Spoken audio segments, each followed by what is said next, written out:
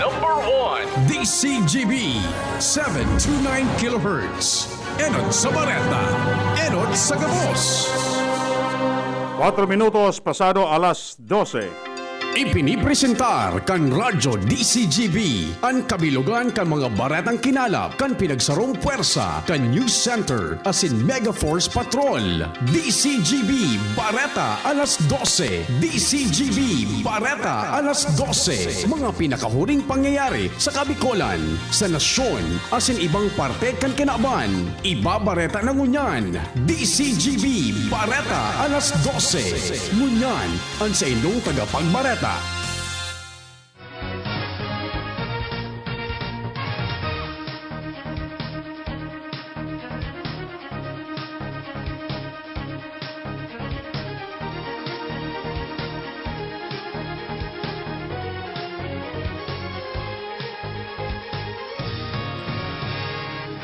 Maray na udto mga tugang uya pa mga bareta ngunyan na Miyerkules. Enot sa headlines kan mga bareta. Sa lado lokal, power restoration kan APEC, haloy pang makumpleto. Food for Work program sa tercer distrito padagos na ipinapasunod. Arise Albay, padagos kan sa indang relief distribution. Mga LSI na pasiring sa Masbate, maigpit na pigbabantayan sa Piudoran, Albay.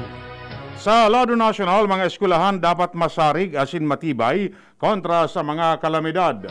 Robredo, daima nakikipagkompetensya kay Duterte. Mga paratokdo asin personalized kan DepEd tatawanin ayuda finansyal. Evacuation centers dapat pakusugon asin masarig kontra sa kalamidad. Sa ibang nasyon, paghali kan US troops sa Iraq asin Afghanistan, nagalat pa nin orden. Sa lado ng Karawat, grupo ng Volleyball League may sintikan. Detalles kan Bareta Enot sa lado lokal. Ang baretang ini hatod sa Indukan. Revicon, lakas katawan sa bagong labanan. Posibleng abutan pa o makalampas pa sa Pasko bago makasulit ang supply nin kuryente sa Albay matapos rapaduhon nin magkakasunod na bagyo. Sinabi ni APEC Communication Officer Leslie Capus na base sa sendang datos nagpapailing na 77% pa sana ang power restoration sa segundo distrito kan Albay mantang 15% pa sana sa tercer distrito asin 10% pa sana sa primer distrito kan Albay. Sa sinabi na 300 ng linemen ang surog-surog para mapakaray ang linya nin kuryente alagad ang enot iyo ang backbone line bago ang secondary line. Sa ibong nalado, aminado si Capos na kulang pa ni marahay ang sendang mga transformer at siniba pang kagamitan kung kaya nagkakigwaman sinda nin kadefisilan.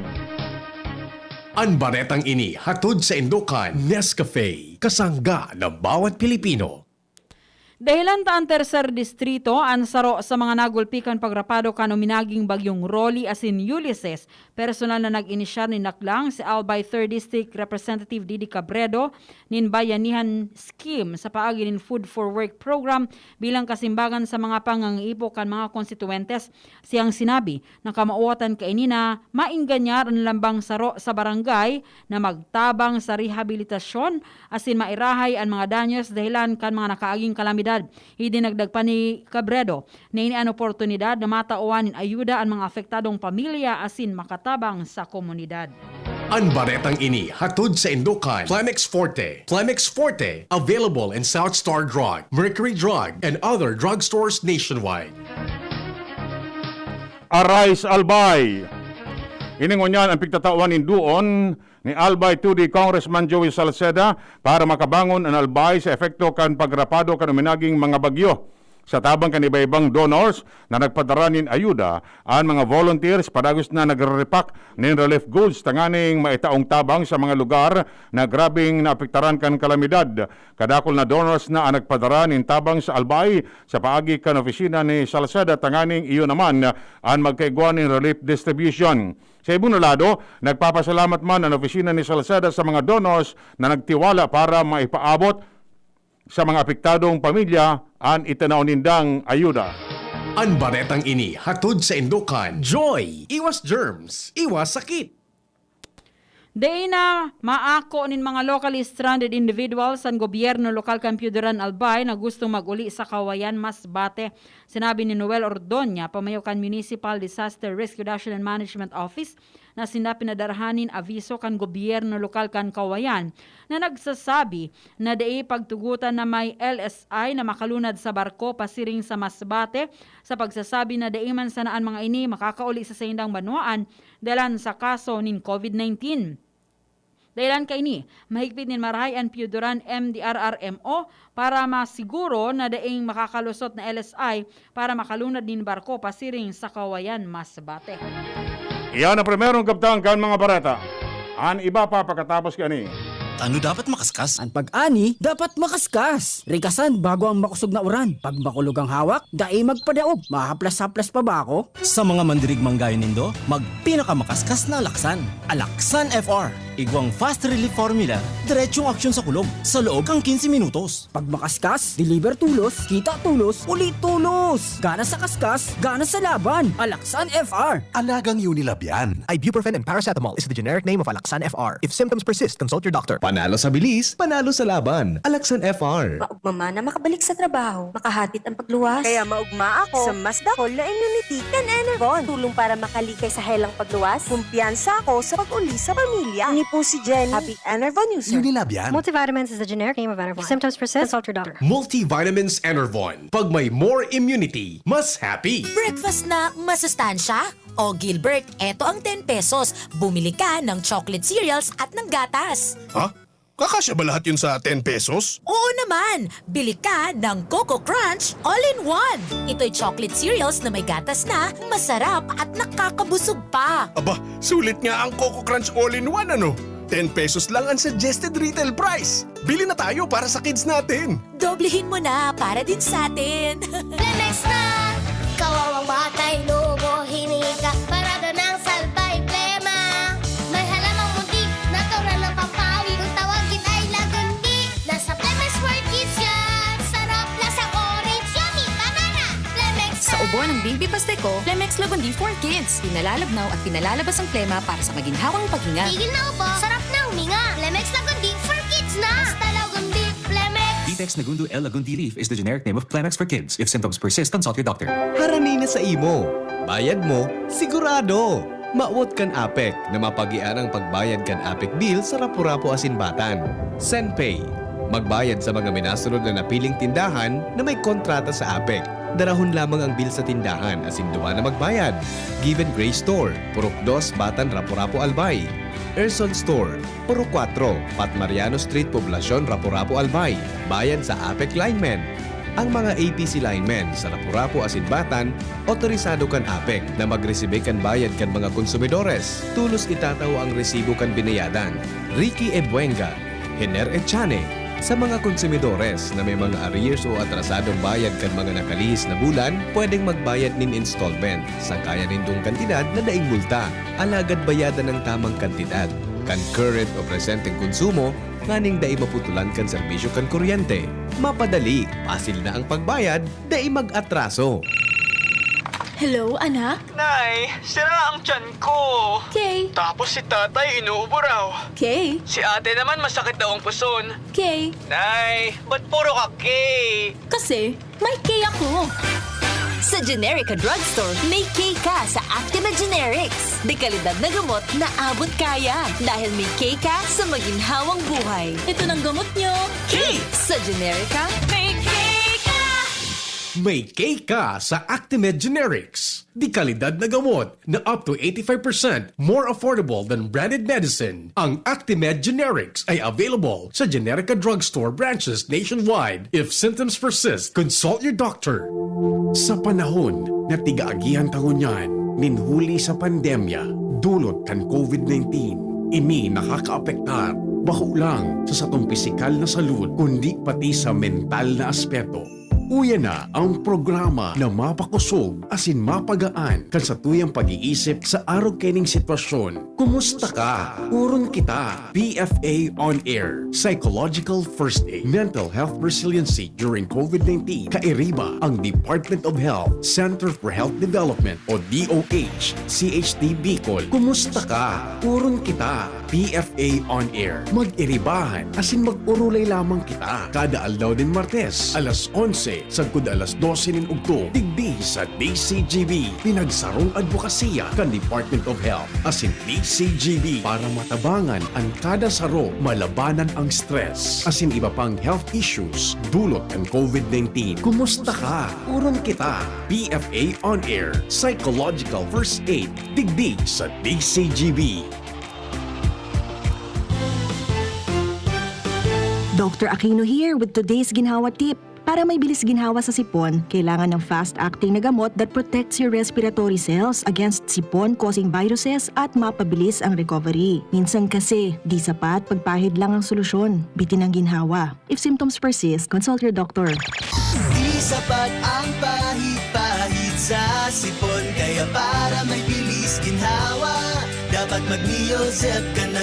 Neozep for complete cold relief in as fast as 15 minutes. Unilab yan. Phenylephrine, hydrochloride, chlorpheniramine, maleate, paracetamol is the generic name of Neozep. If symptoms persist, consult your doctor. Neozep Tablet. Neozep, ang mabilis sa sipon at lahat ng kasama nito. Alam nyo ba na ang zeolite powder ay nakakatulong para maalis ang kuto o purgas ng inyong mga alagang hayop tulad ng aso at pusa?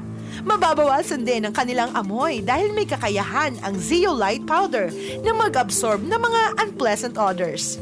Ang zeolite ay isa ring sangkap sa feeds kaya safe ito. For more information about zeolite powder, visit Zeolite Philippines Facebook page. Choose right. Use zeolite. Babangon tayo, susulong tayo, bawat araw na ito, may tapang na di susuko, ano man ang iyong harapin, walang di kakayanin. Babangon tayo, susulong tayo, buhay natin ay di biro, ang pag-angat isa puso, dahil bawat bangon natin nasa satin din ito. Babangon tayo, susulong tayo, anumang pait ang dinaranas mo, may ngiting sasalubong sa iyo. Babangon tayo, susulong tayo, babangon tayo, susulong tayo, babangon tayo. Bawat araw, di ka lang gigising, babangon ka sa tulong ng Nescafe. Kasangga ng bawat Pilipino sa pagbangon at pagsulong. Babangon tayo, susulong tayo. Kitang mga Bicolano, madali makatindog. Maski anong problema ang mag-abot, uragon kita. Sa iba-ibang helang, digdiman kita sa bulong na uragon. Rexidol Forte, uragon na banat para makatindog sa bagat. Kulog kang payo, kulog kang hawak, asin kalintura, kulog sana iyan. Uragon kita. Rexidol Forte, uragon na banat sa apat. Alagang Unilab yan. Paracetamol caffeine is a generic name of Rexidol Forte. If symptoms persist, consult your doctor. Rexidol Forte, lakas banat sa apat. Panahon ng hawaan. May hawaan din sa bahay na di namamalayan. Dahil ang sponge ay maaaring pugad ng milyon-milyong germs na maaaring humahawa sa pinagkakainan. Iwasan ang hawaan. The Philippine Society of Microbiologists recommends Joy Antibac with Hour of Safeguard. Removes 99.9% of germs sa sponge. Para iwas hawa sa pinagkakainan, mag-Joy Antibac with Hour of Safeguard. Iwas germs, iwas sakit. Mag-Joy Antibac para iwas hawa sa pinagkakainan. Ang baretang ini hatod sa Indukan. Bear Brand Powdered Milk Drink. Bear Brand Powdered Milk Drink. Tibay mas abot kaya na. Mag-Bear Brand araw-araw.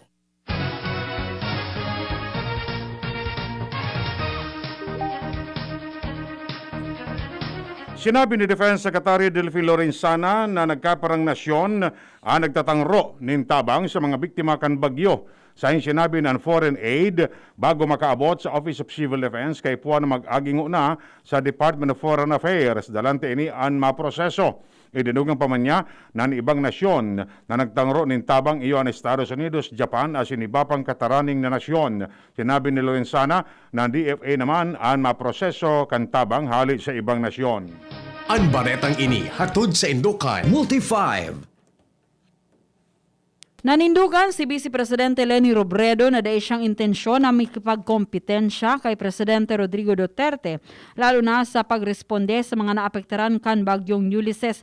Sa serye nin tweet, sinabi ni Robredo na pigigibos na niya ang sayang trabaho na magresponde sa pangapudan kan mga biktima nin bagyo na nangangaipon nin tabang. Tinawanin doon kan Vice Presidente na sa panahon nin matinding kalamidad dapat nagtatarabangan. Paglilinaw niya, daing kompetisyon na nangyayari, asin ba ko ini pa irinutan sa pagresponde sa mga naapektaran.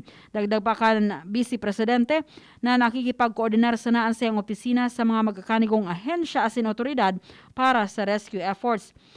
Pipanimbagman ni Robredo si Chief Presidential Legal Counsel Salvador Panelo asin sa gabos na nagpapalakop nin fake news na sinabi niyaan nasaan ang Pangulo.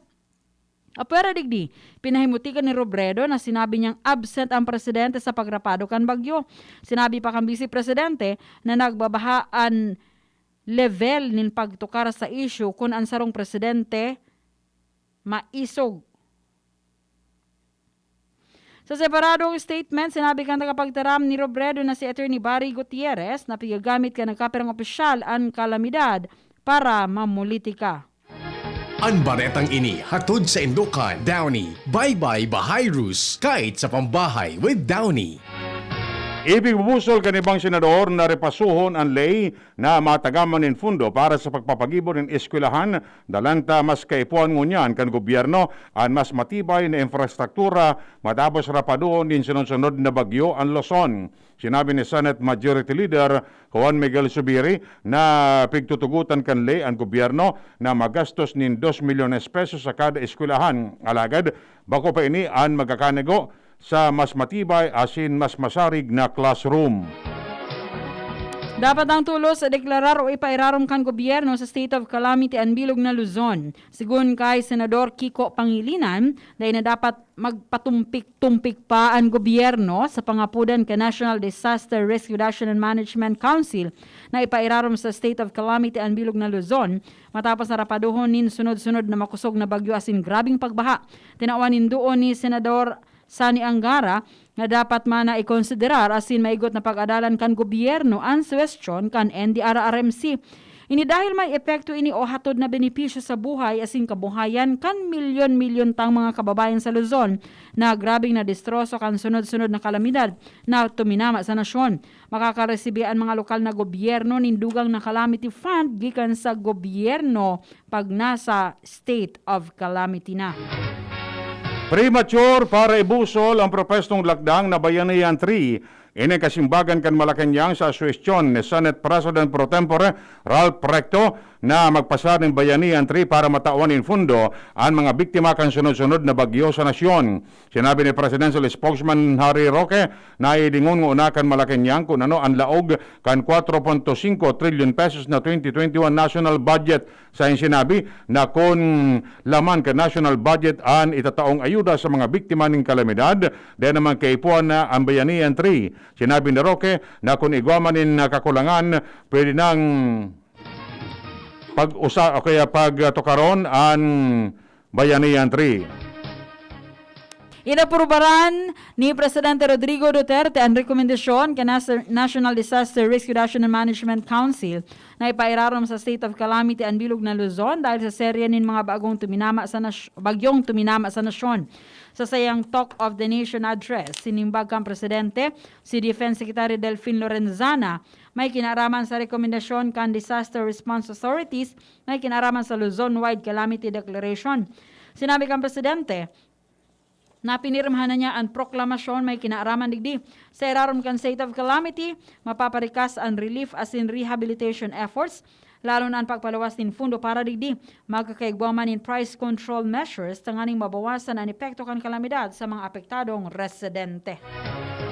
Bareta hali sa ibang nasyon, pigdalauman ngunyan kan mga US military commanders ang formal na direktiba hali kay US President Donald Trump na haraliw na ang mga US troops sa Afghanistan as in Iraq. Pigyasabing nagpalasnanin warning order ang Pentagon. May kinaraman sa sendang plano na pauruliuna ang 2,500 na US troops sa Afghanistan as in 2,500 man na US troops sa Iraq sa Enero 15. Sa ngunya nasa 4,500 na US troops ang naka-assign sa Afghanistan mantang 3,000 na tropa sa Iraq. Sa ngunyan, dahil pa nagpapalos ng komento ang Pentagon as in White House, mananangol sa nasabing report. Enot na nagpahayag din si Trump na dapat igos ng sadit na natatadang bilang kan mga soldados na maserbi sa Afghanistan as in Iraq sa panahon ng Pasko. Sa lado ng sports, nangapudan as sinagapilar ang Philippine Volleyball Federation kay Philippine Olympic Committee President Bambol Tolentino na rebisaron ang issue sa volleyball as in idiskwalifikar ang larong volleyball sa Pilipinas Incorporated sa gigibuho na PAC election sa Nobyembre 27. Sa surat ni PVF President Edgardo Cantada, nagapilar sina sa POC na daiman dapat makasabay sa regular voting member ang LVPI sa pagsasabi na daiman inikaentra sa International Federation.